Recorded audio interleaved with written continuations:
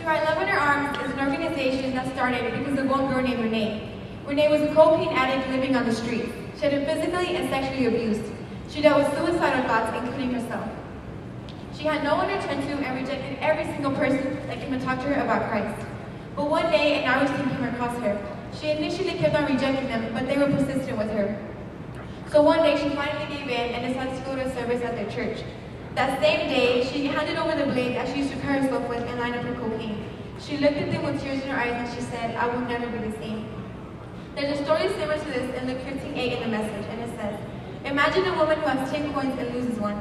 Won't she light a lamp and scour the house, looking in every nook and cranny until she finds it?" This woman lost something important to her. The word important means to have value. How many of us really understand the importance of the Great Commission? In Matthew 28, Jesus said, "Go and make disciples of all nations." When was the last time your heart cried out for your generation? When was the last time you were relentless to save your school? We need to refocus on what God has placed us to do. If we lose focus, more souls will know about Jesus because we're too busy doing other stuff rather than listening to the cry of this desperate generation. So when we lost something important, we go through the process of finding what we lost. Meaning going back to our secret place and spending time with God. Going back to those times when we sat on our floor crying out just to see a small glimpse of His face. Going back to having a heart for people. With the story of Renee, they could have been selfish and found all the wrong reasons not to outreach her. But they were compassionate, they were selfless. To them, souls were all that mattered. Some of us may be at that place where we think we lost that compassion and that hunger for souls. In order to get there, it's going to take you seeking God's face and asking for guidance. In Matthew 7:7 in the Message, it says, "Keep on asking and you will receive what you ask for. Keep on seeking and you will find.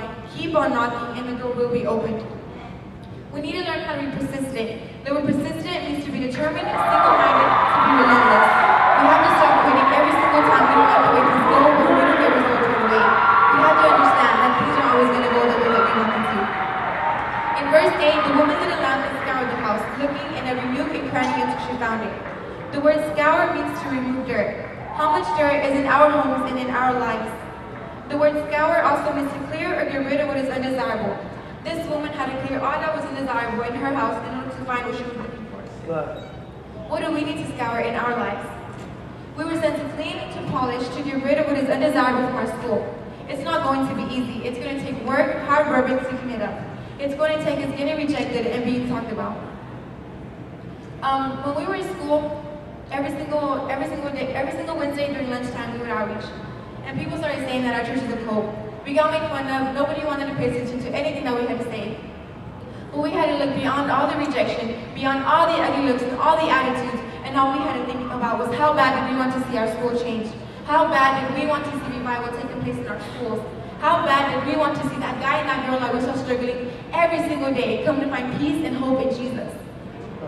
God wants to use us to outreach to those kinds of people. It's going to take scrubbing at the things that we struggle the most with, reaching to people that nobody has ever reached out to, and getting out of our comfort zone. After you lost something and went through the process of searching for it, you finally found it. And what's the first thing you do? Of course you're going to rejoice. In verse 9 it says, "And when she finds it, you can be sure she'll call her friends and neighbors. Celebrate with me. I found my lost coin." That's the kind of party God's angels throw every time one lost soul turns to God. After you finally found what you were searching for so long, you treasure it a whole lot more. When Renee finally found peace in her life, she could have went to her family, her friends, her neighbors, every single person that stepped in front of her. She could have went to tell them about what God had done in her life.